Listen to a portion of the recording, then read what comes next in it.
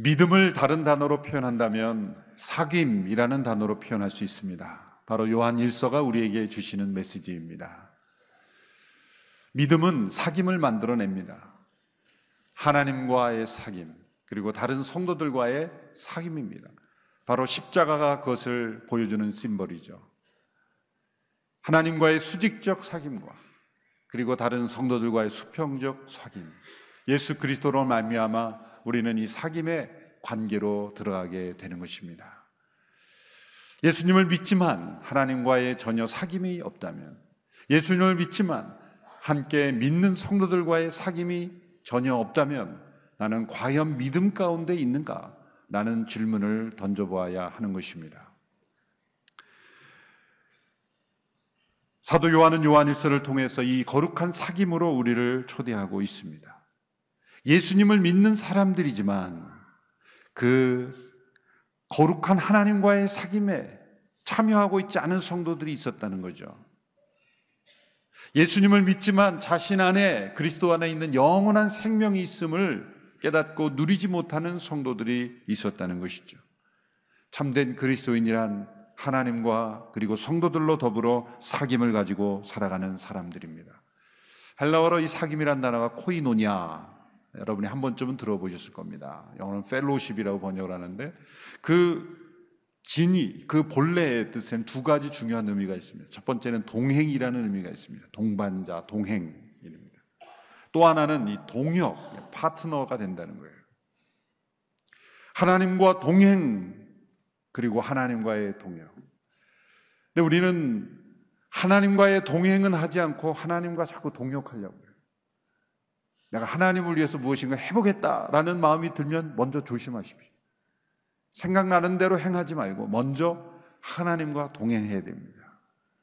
하나님과의 사귐을 통해 하나님과의 동반자의 발걸음을 먼저 걷지 않고는 대부분 하나님을 위해서 하나님과 자신이 무엇인가를 동역한다고 할 때 오히려 잘못, 하나님과 상관없는 일로 일어날 때가 더 많다는 것이죠.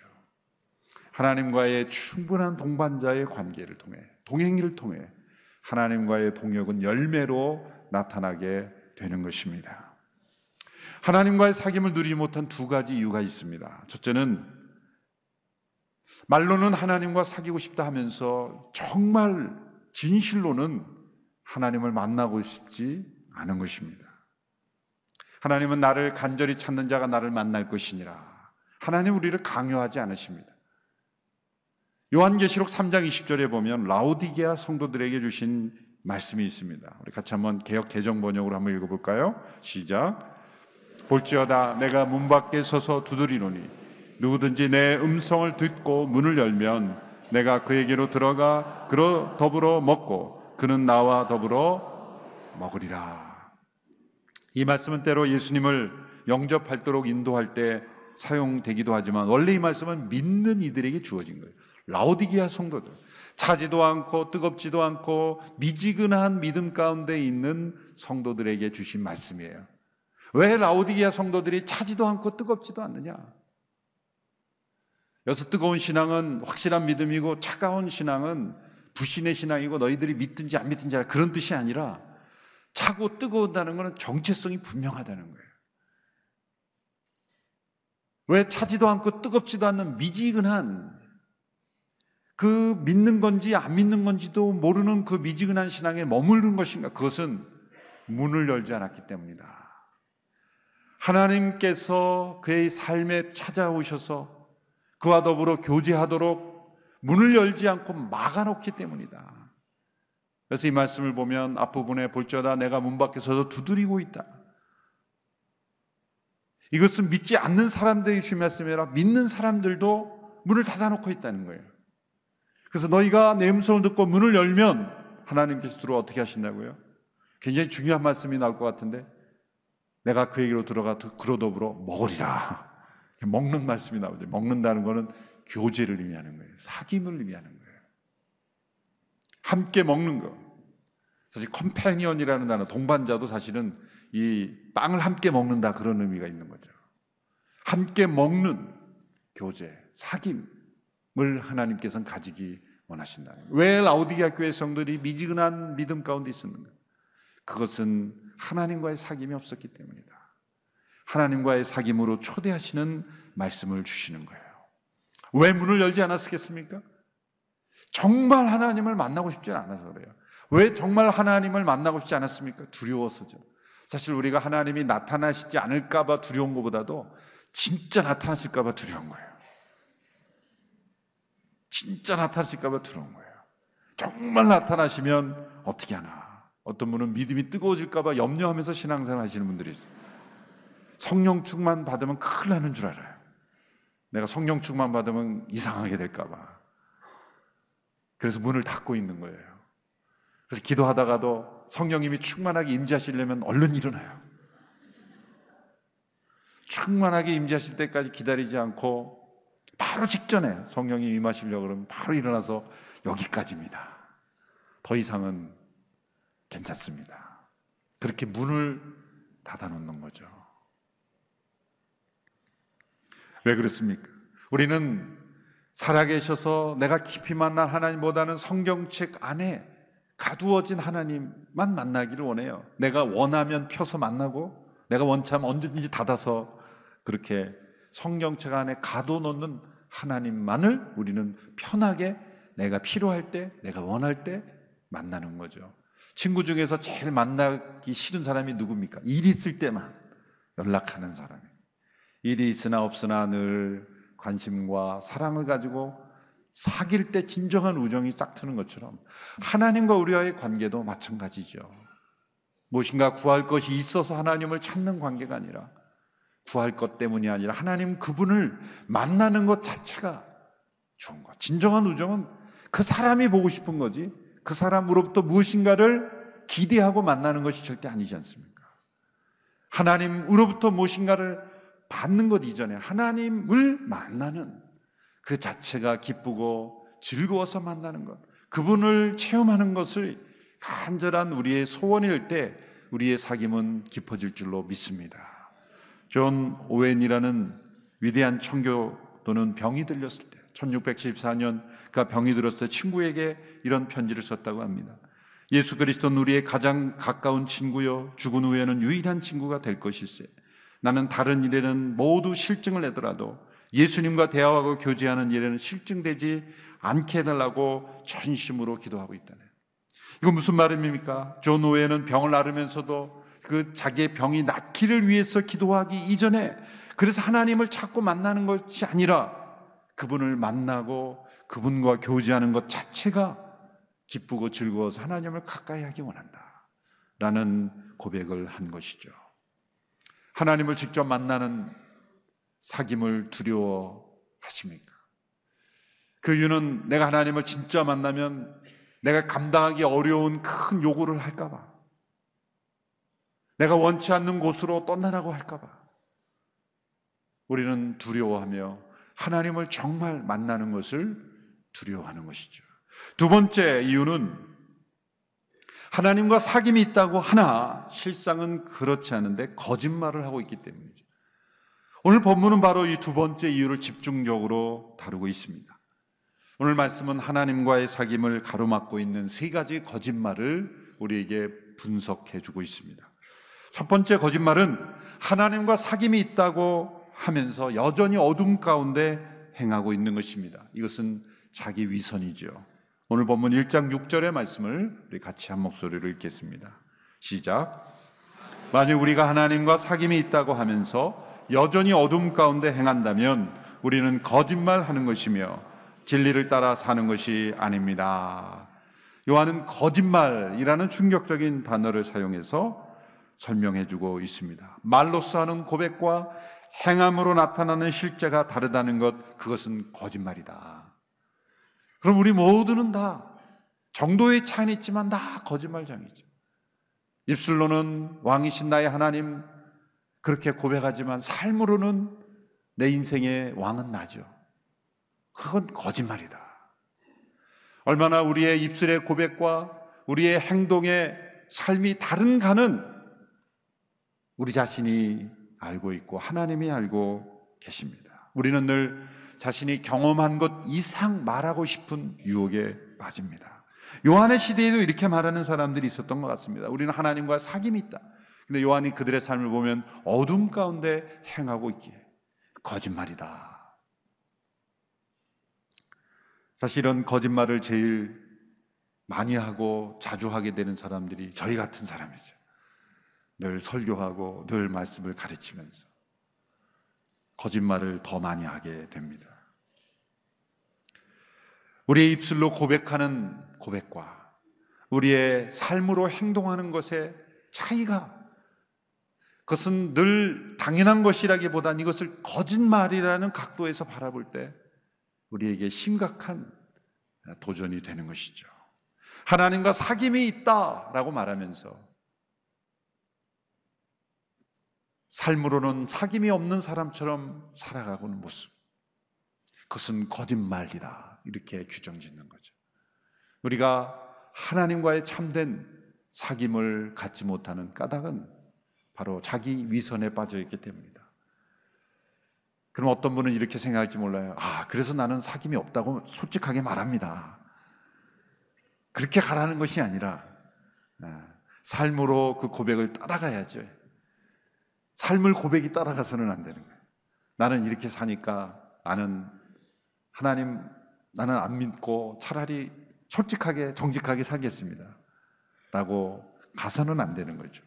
두 번째 거짓말은 8절에 나와 있는데, 이것은 스스로 죄 없다고 말하는 것입니다. 이건 자기 기만이죠. 8절의 말씀을 우리 같이 함께 읽어보겠습니다. 시작.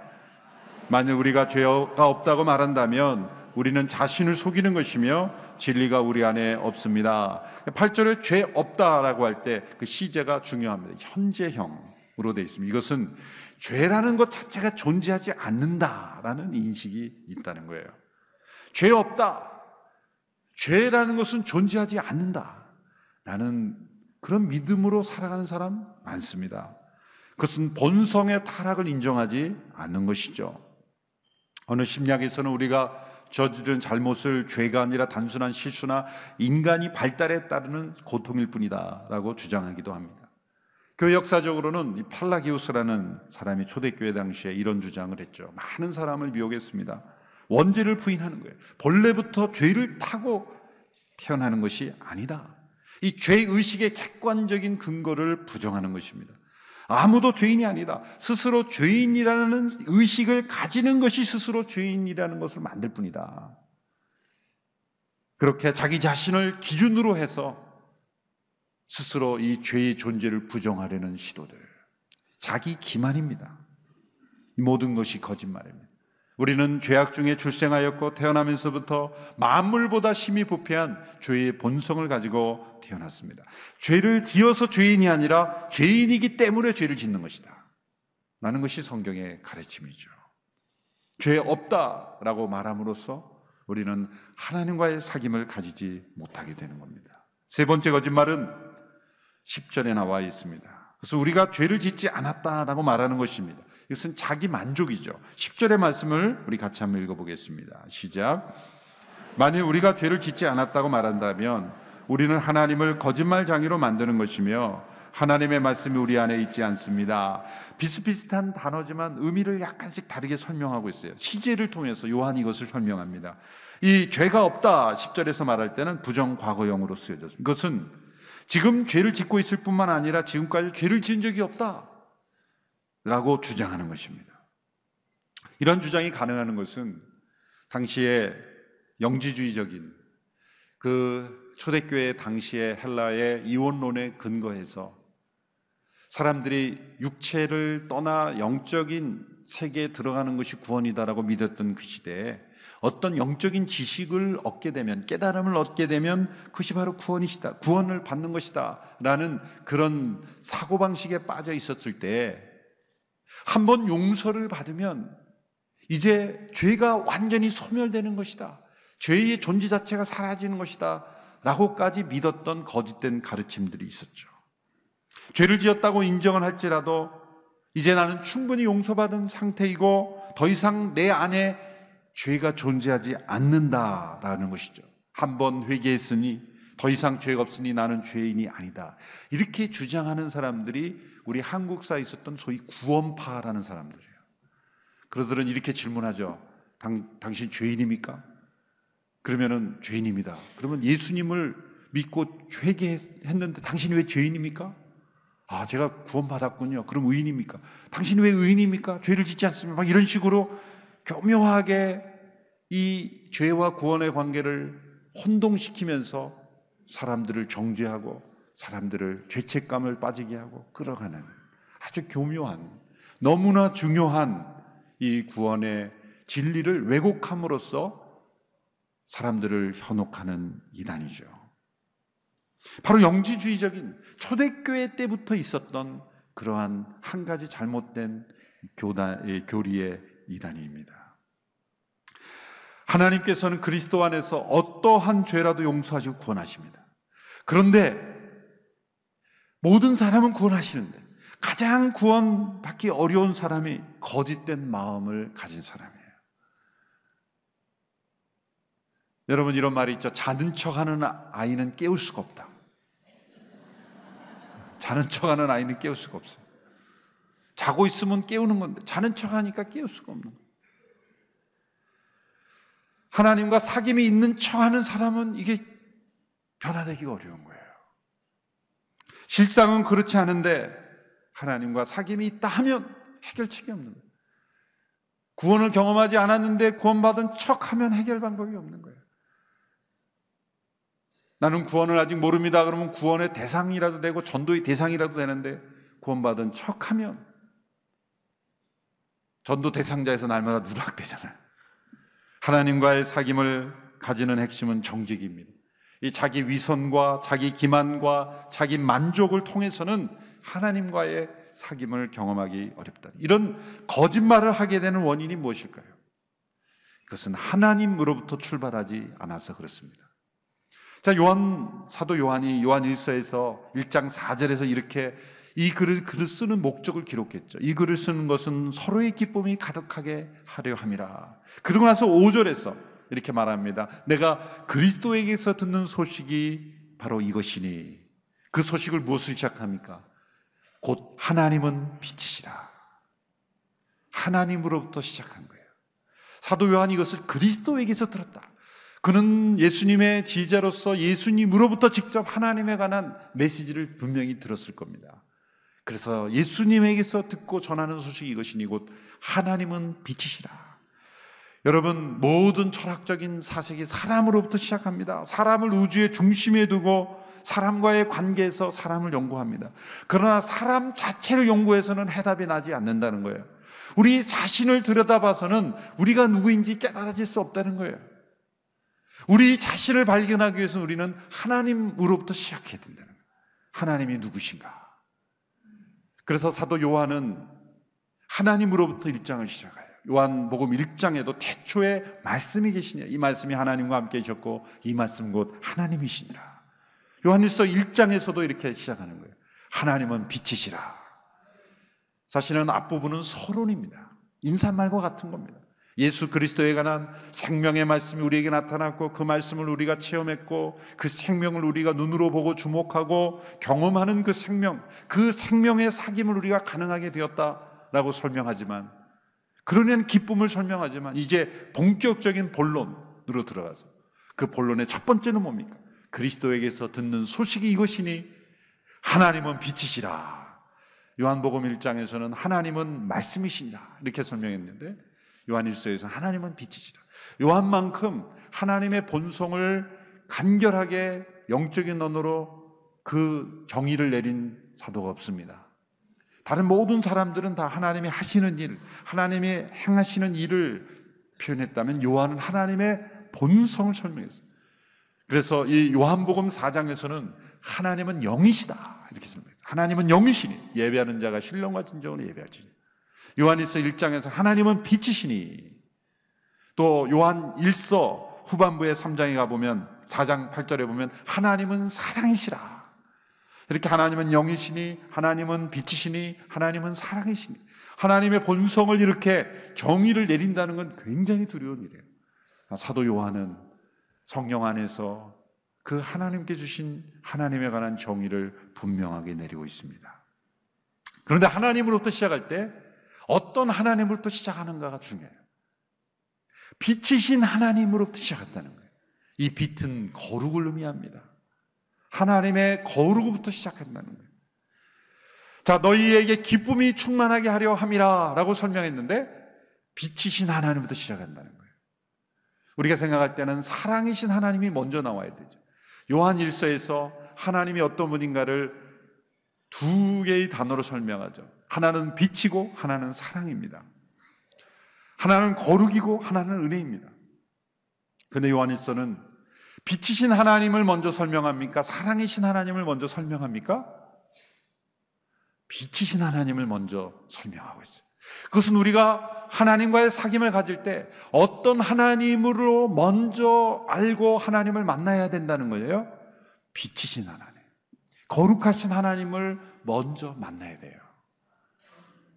아니, 하나님이 사랑이신데 왜 사랑이신 하나님을 먼저 강조 안 하고 빛이신 하나님을 먼저 만나야 한다고 말합니까?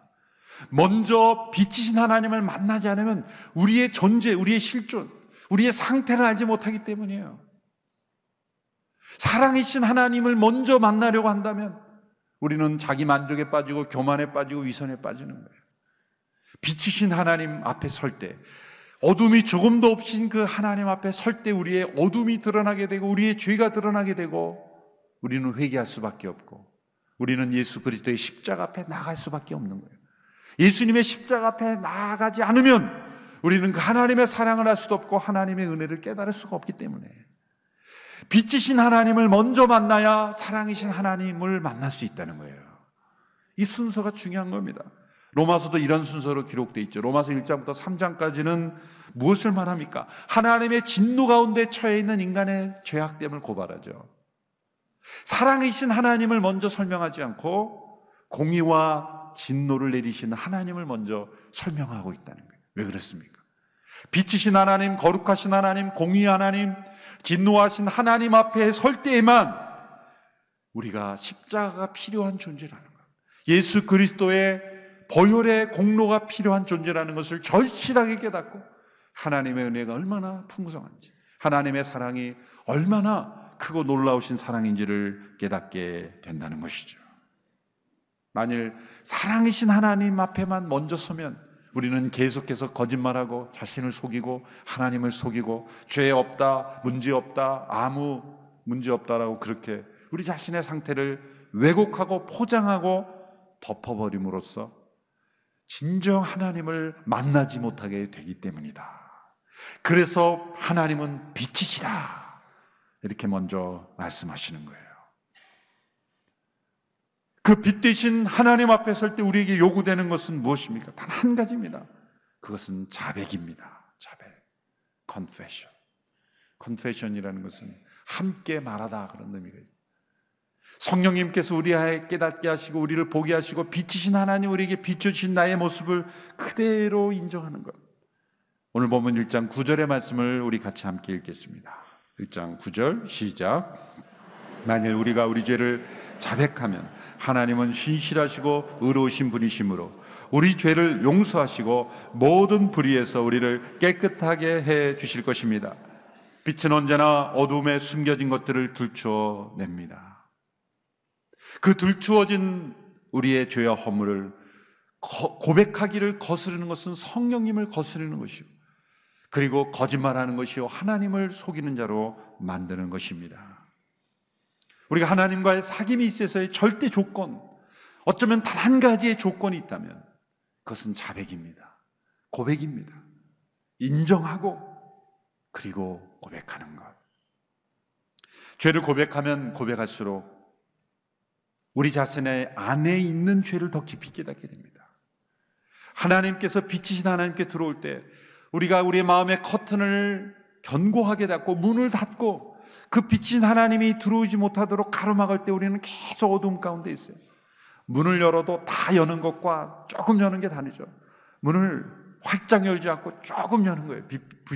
불빛이 들어옵니다. 빛이 들어오는 만큼만 우리 그 공간을 볼 수 있는 것처럼 우리 안에 그 문을 열고 빛인 하나님이 온전히 들어오시도록 열어드릴 때 우리는 온전한 죄를 발견하게 돼요. 그러므로 하나님과의 사귐이 깊어지면 깊어질수록 우리는 더 내가 얼마나 죄인인지를 깊이 깨닫게 되는 거예요. 믿음의 성숙이란 무엇입니까? 믿음의 성숙이란 더 경건해졌다는 게 무엇입니까? 그것은 놀랍게도 더 착한 일을 많이 한다는 게 아니라 내가 얼마나 더 깊은 죄인이라는 것을 더 깊이 깨닫는 거예요. C.S. 루이스라는 분이 순전한 기독교라는 책에서 이렇게 말했습니다. 사람은 선해지면 선해질수록 자기 안에 있는 악을, 남아있는 악을 더 분명히 깨달을 수 있게 됩니다. 반면에 악해지면 악해질수록 자신의 악을 깨닫지 못하고 어느 정도 악한 인간은 자기가 그리 좋은 사람은 못 된다는 것을 압니다. 그러나 철저하게 악한 사람은 자기가 옳다고 생각합니다. 진정 우리가 선해진다는 것은 우리 안에 엄청난 악이 있다는 것을 발견하게 되는 거예요. 유명한 기독교 고전인 참회록, 고백록을 쓴 어거스틴, 그가 히포의 감독이 되었을 때 2년 후에 주후 400년 이 참회록을 썼죠. 근데 그가 참회록을 쓰게 된 그 배경 중에 하나는 그가 396년에 이 히포의 감독이 됐습니다. 교회의 지도자가 된 거예요. 교회 안팎에서 그의 과거를 들추며 비판하기 시작했습니다. 우리 청문회에서 막 그 과거를 들춰내듯이 그 당시에도 사람의 본성은 어쩔 수 없는 것 같아요. 어거스틴을 끌어내기 위해서 그의 과거를 뒤지기 시작했습니다. 그가 젊은 시절 얼마나 방탕한 생활을 했느냐, 만이교에 심취해서 교회를 비판했느냐, 이런 일들을 젊은 날 그의 어거스틴의 그 방탕한 삶을 들춰내서 저 사람은 자격 없다 그렇게 비판하기 시작했습니다. 바로 그 시점입니다. 2년 후, 감독이 된 2년 후에 놀랍게도 그는 자신의 참회록을 썼는데 자신의 과거를 변호하려 하지 않고 오히려 참회록을 썼어요. 그는 참회록에서부터 한 9장에까지 태어나면서부터 회심할 때까지의 자신의 지나온 삶의 모든 삶의 죄를 낱낱이 고백하는 글을 썼어요. 이것이 어거스틴의 훌륭한 점이죠. 사람들이 당신이 이렇게 나쁜 사람 아니요 라고 지적하니까 어거스틴은 아니요, 나는 그런 사람이 아니요가 아니라 저는 여러분들이 생각하는 것보다 더 심각한 죄인입니다. 더 나쁜 죄인입니다. 그렇게 말한 셈이 되는 거예요. 자신을 디펜스하고 자신을 변호하는 것이 아니라 자신이 얼마나 더 심각한 죄인인지, 사람들이 알지 못하는 자기의 은밀한 죄까지 다 고백해서 써버린 거예요. 대단한 그러한 영성입니다. 사도 바울이 여러 번 서신을 썼는데 그 서신서들 가운데 자기 자신에 대한 고백이 종종 나옵니다. 근데 그 고백을 연대순으로 그가 처음 예수님을 만난 직후부터 마지막 주님 앞에 부르심을 받을 때 여정을 보면 점점점 악한 사람이 돼요. 그의 고백을 보면 고린도서 15장에 보면 처음에 그는 이렇게 고백합니다. 사도들 가운데 지극히 가장 작은 자다. 사도 가운데 내가 막내, 그러니까 말제 사도다. 사도라 부르심을 받기에 합당하지 않다. 그렇게 하죠. 그런데 비교적 후기에 쓰인 디모데 전서를 보면 1장 15절 이렇게 고백하죠. 죄인 중에 내가 가장 악한 사람이다. 개역 번역을 하면 죄인 중에 괴수다. 그런 표현을 썼어요. 그럼 사도 바울이 점점 더 나쁜 일을 많이 했기 때문에 이런 고백을 한 것일까요? 아니죠. 그는 더 선한 사람이 되고 더 의로운 사람이 되었을 것입니다. 그럼에도 불구하고 그는 빛 대신 하나님 앞에 더 가까이 나갈수록 내가 얼마나 큰 죄인인가 라는 걸 깨닫게 되는 거예요. 한경진 목사님은 종교계 노벨상이라는 템플턴 상을 받을 때 자신이 얼마나 과거에 잘못된 일을 했는지를 회개하는 고백을 했죠. 박인선 목사님이라는 교회 지도자는 80세 되는 생일에서 후배들이 그를 존경하고 그를 축복하는 자리에서 이런 고백을 하셨다 그러죠. 여러분, 저를 그렇게 높이지 마십시오. 저는 80년 묵은 죄인입니다. 이런 고백들이 진정한 빛 대신 하나님과의 사귐 가운데 있는 영혼들에게 나타나는 그러한 진정한 모습이죠. 점점 자신의 악함을, 자신의 부패한 본성을 깊이 깨달아가는, 이것이 하나님과의 사귐을 더 가까이 나가는 사람에게 나타나는 특징입니다. 이제 나는 회개했으니 고백할 것이 없고 자백할 것이 없고 나는 의롭고 나는 하나님과 가깝고 자기 위선과 만족과 기만에 빠져 있는 것이 아니라 점점 더 회개할 것이 많아지는 그러한 점점 고백할 것이 깊어지는 그것이 바로 하나님과의 사귐을 가지고 있는 성도의 모습이라는 것입니다. 이렇게 고백하게 나아갈 때 우리가 믿을 수 있는 건 무엇입니까? 하나님께서 신실하시고 의로우신 분이라는 거예요. 그리스도의 십자가로 맺은 약속대로 우리 죄를 용서하시고 모든 불의에서 우리를 깨끗게 해 주시는 분이라는 것. 그 약속에 신실하신 분이 우리를 날마다 용서하시고 그리고 죄의 오염으로부터도 깨끗하게 해 주신다는 것. 단 한 번의 자백으로 모든 것을 용서받고 깨끗하게 될 수 있는 존재가 우리는 아닙니다. 끊임없는 반복적인 계속적인 자백으로 점점 더 거룩하게 변화되어 가야 하는 존재입니다. 하나님과 우리와의 사귐의 조건은 단 한 가지, 빛이신 그 하나님 앞에 자백하는 것, 정직한 자백. 그것이 바로 하나님과의 우리와의 관계를 깊게 만들어줄 수 있는 유일한 조건입니다. 이러한 자백을 통해 하나님의 용서와 정결함을 체험하고 더욱더 하나님이 주시는 그 구원의 기쁨, 생명의 기쁨을 날마다 누리는 우리 모두가 되기를 원합니다.